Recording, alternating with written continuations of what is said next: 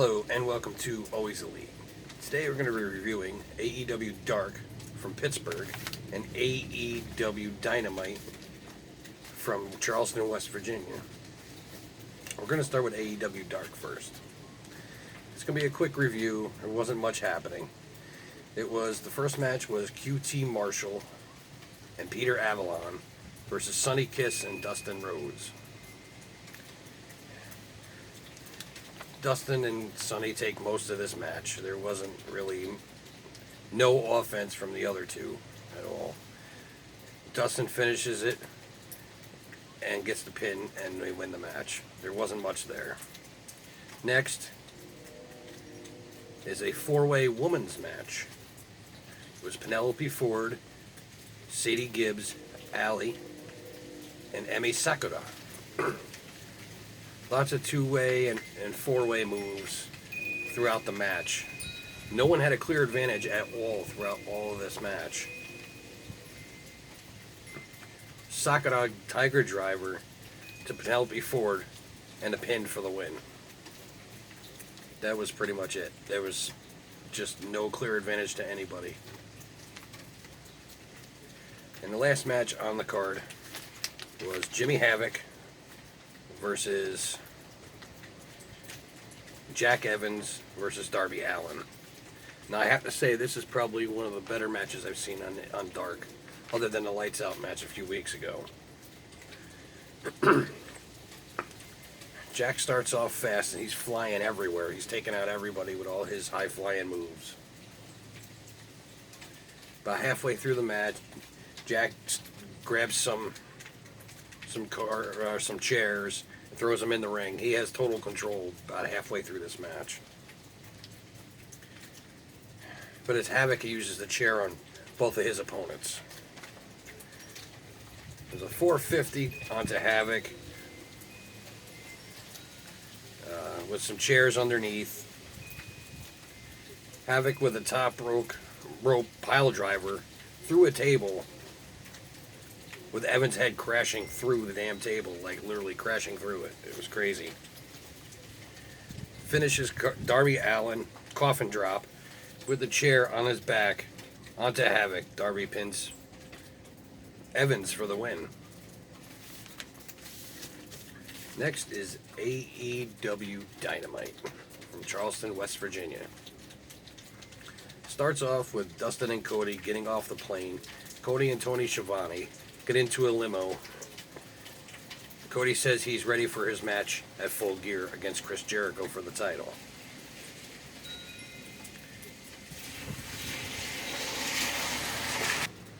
Next up, goes right into a clip of Moxley after his match last week.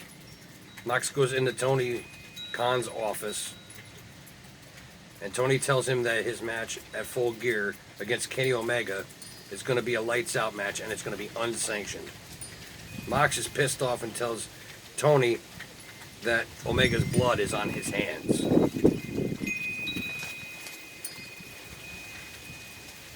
First match was Sammy Guevara versus Hangman Page. Back and forth most of this match. It was pretty even to start off. Hangman takes control late, gives him the buckshot lariat and the pin for the win. Next is Shayna versus Hikaru Shida. Pretty standard women's match. It wasn't too much, just lots of kicks and punches. Shida takes most of this match, obviously, because Shayna's a newcomer, so, it is what it is. During the break, Shayna hits a double underhook facebuster, which I thought was pretty neat. Shows off that she has some power. Double stomp from the top rope after she puts her in the corner. Shida does a Falcon Arrow and a running knee, and then gets the pin to end it.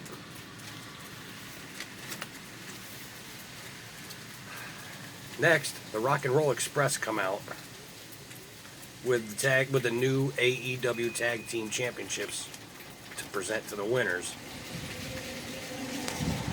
However, They get attacked from behind by Ortiz and Santana. They power bomb Ricky Morton through the stage, which was kind of sick because Ricky's in his 60s. He may even be pushing 70. Who knows? They're sending a message to all the other tag teams that we're next. We want our title shot. They're the baddest men on the planet.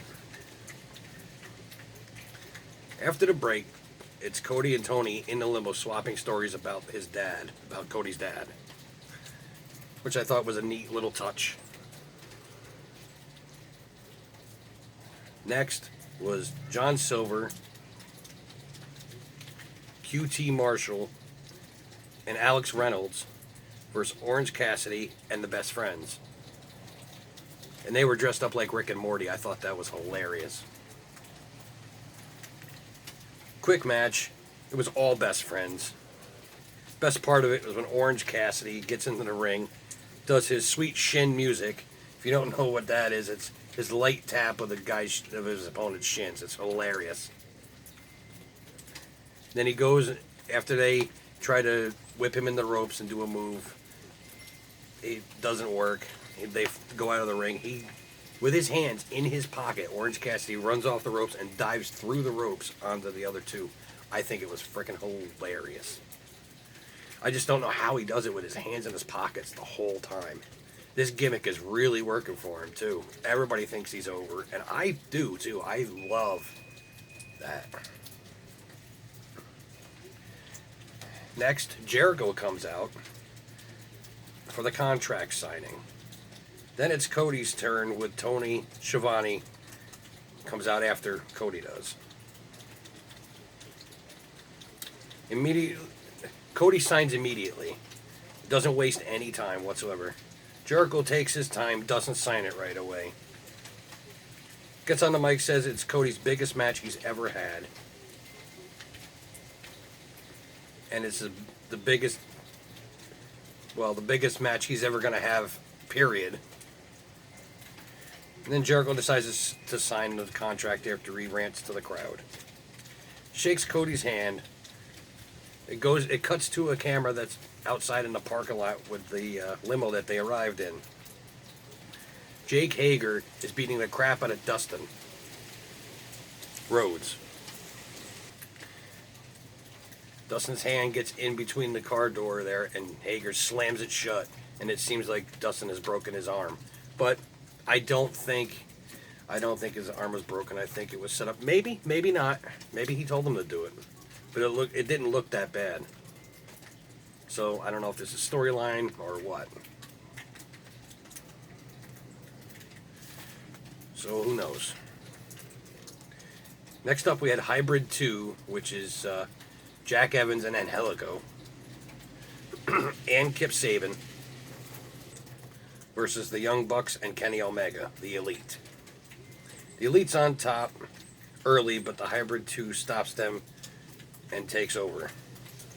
During the break, the Young Bucks are in control. Late in the match, it's back and forth and back and forth. In the end, it's a feet trigger and a one-winged angel and a pin for the win for the Elite. After the match, Santana and Ortiz attack the Elite. Will this ever end? I mean, I think it's quite obvious Santana and Ortiz want the next shot at the titles. Next was Peter Avalon and Leva Bates just come down to the ring. Peter talks trash to the crowd, and then Moxley just comes out through the crowd, gives Peter the paradigm shift, and then gets on the mic. Mox talks about his match at Full Gear, still pissed about that the stipulation in his match that it's gonna be in lights out, non-sanctioned, because he wants the win over Kenny Omega, which I don't know if he'll ever get one. At least not right now, anyway. So maybe that'll come at, I don't know, All In 2 or 3 or whatever the hell they're going to call it, the next big pay-per-view next year. Now, before we get to the main event, like, subscribe, and hit that bell icon to stay up to date on what we're going to be doing. The main event is SCU and the Lucha Bros versus the Lucha Bros for the inaugural AEW Tag Team Championships, crowned the first ever. SCU takes control 5 minutes in because of a mistake from the Lucha Bros. There was a mistake where Pentagon kicked Phoenix and they got distracted, and then SCU took over. Later, the Lucha Bros, with some nifty counters, take back control. Lucha Bros take care of Kazarian with a powerbomb through the ring bell. The ring announcer's table, which is not a normal table. It looks like it's made of solid wood. In the end, the Lucha Bros went for zero fear factor, but Scorpio counters into a roll-up. Kazarian comes flying in to cut off Phoenix, and SU becomes the first AEW Tag Team Champions. Now that's the end of Dynamite. What did you think? Let me know in the poll above my head what you thought of the show. And I'll be back with you next week for the next AEW event. Until then, always be elite.